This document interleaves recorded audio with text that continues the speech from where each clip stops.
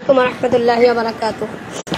বাংলাদেশ জামাতে ইসলামী মহিলা বিভাগের উদ্যোগে 28 অক্টোবর মঙ্গলবার বিকালে কোরআন তালিম প্রোগ্রামে বিএনপি কর্তৃক হামলা ও শ্লীলতাহানির প্রতিবাদে আয়োজিত সাংবাদিক সম্মেলনে উপস্থিত সাংবাদিকবৃন্দ, জামাতে ইসলামের সম্মানিত দায়িত্বশীলবৃন্দ এবং আপনারা যারা শুনছেন, আপনাদেরকে বাংলাদেশ জামাতে ইসলামী মহিলা বিভাগের পক্ষ থেকে জানাই সালাম। আসসালামু আলাইকুম রহমতুল্লাহি ওয়া বারাকাতুহু। আপনারা জানেন, বাংলাদেশ জামাতে ইসলামী আইনের প্রতি শ্রদ্ধাশীল একটি সুশৃঙ্খল সংগঠন, যার মহিলা বিভাগ সমগ্র বাংলাদেশের প্রতিটি জেলা, উপজেলা, ইউনিয়নে এবং শহর থেকে প্রত্যন্ত অঞ্চলের মা বোনদের কোরআন তালিম দিয়ে যাচ্ছেন, যা আমাদের সাংগঠনিক কার্যক্রমের 4 দফার অন্যতম একটি দফা। যারা কোরআন পড়তে জানে না, তাদেরকে কোরআন পড়া শিখানো, কোরআনের আলোকে নিজের জীবনকে গঠন করার জন্য উদ্বুদ্ধ করা আমাদের নিয়মিত সাংগঠনিক কাজের অংশ। তারই ধারাবাহিকতায় সোনাইমুড়ি থানার 9 নং দেওটি ইউনিয়নের 8 নং ওয়ার্ড উত্তর দেওটির মাইনুদ্দিন ব্যাপারী বাড়িতে বাড়ির মালিকের অনুমতি সাপেক্ষে শান্তিপূর্ণ কোরআন তালিম প্রোগ্রামের আয়োজন করি। আমরা তখনও প্রোগ্রাম শুরু করিনি, মাত্র 10 থেকে 15 জন বোনেরা এসেছেন।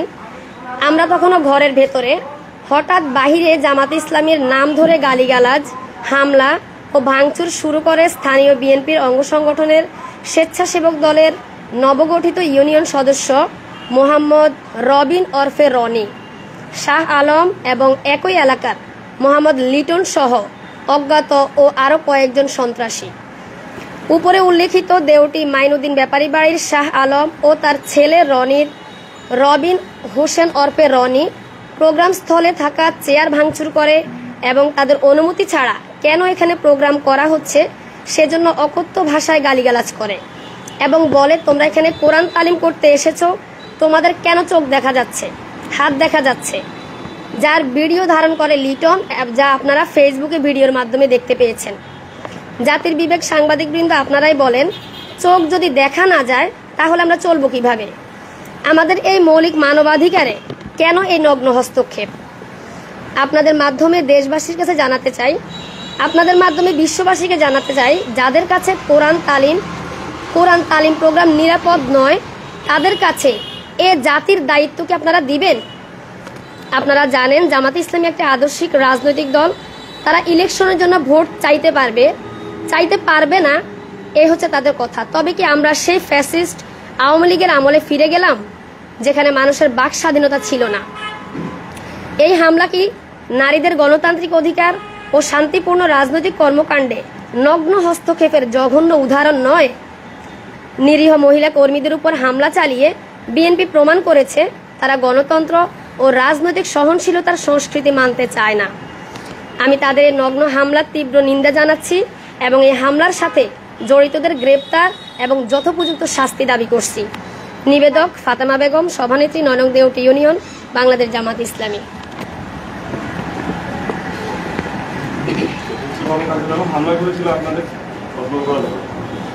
আপনাদের কি কেউ, আমরা এখন পর্যন্ত হুমকি কথা শুনেছি বা সামান্য ভাঙচুরের কথা দেখি, কোনো আহতের ঘটনা কি আছে?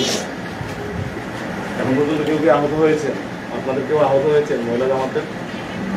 আহত পর্যায়ে যায় না। আপনারা কি পুলিশকে জানিয়েছেন এখন পর্যন্ত লিখিত জানানো হয়েছে? আর কারো কোনো কথা না?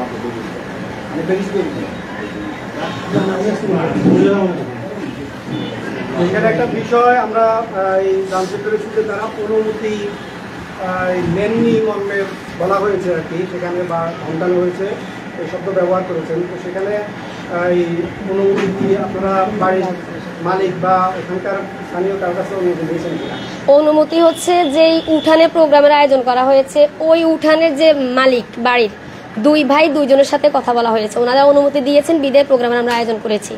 কিন্তু ওই ছেলেগুলো ছিল পাশের বলতে একই বাড়ির, কিন্তু অন্যদিকের হয়তোবা। এখন ওদের বাপ ছেলের কথা হচ্ছে, ওরা জানে না কেন এখানে প্রোগ্রাম দিচ্ছে, ওদেরকে জানিয়ে প্রোগ্রাম করতে হবে। একটা বিষয় এখানে আছে যে শ্লীলতাহানি, কি ধরনের শ্লীলতাহানি আক্রমণ আপনার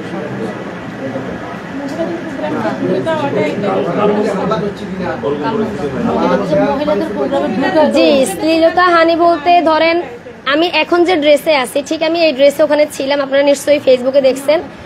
ওনার গালাগালিগুলো শুনছেন, আর ওই গালাগালি ছিল ফেসবুকের একেবারে লাস্ট পর্যায়ের গালাগালি। শুরু থেকে উনি আমাদের সাথে অনেক নোংরা ভাষায় কথা বলছেন, এবং একজনে বলছেন আরেকজনে ভিডিও করছেন।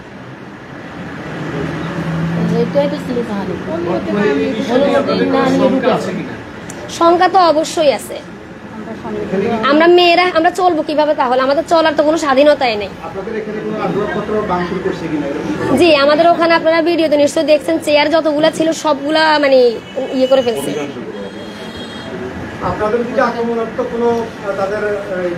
আক্রমণ, জি, আমি যখন মানে সে যখন বলতেছে যে তার অনুমতি নিয়ে কেন প্রোগ্রাম হয় নাই, তখন আমি দাঁড়াই বলছি ভাই আমরা এখানে জাস্ট কোরআনের একটু তালিম শুনতে আসছি, আমরা শুনবো, এক আপা তালিম করবেন, এতটুকু, আর কিছু হবে না। আপনাদের পারিবারিকভাবে এবং ছেলে মেয়েদের কি কোনো হুমকি টুমকি বা তাদেরকে নিয়ে কোনো আশঙ্কা আছে কিনা, তাদের উপর হামলা করবে কিনা, এরকম কোনো আশঙ্কা আপনাদের আছে কিনা?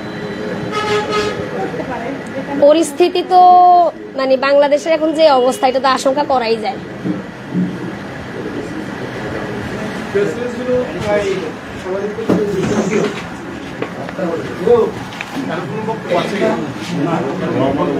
সামনে আমরা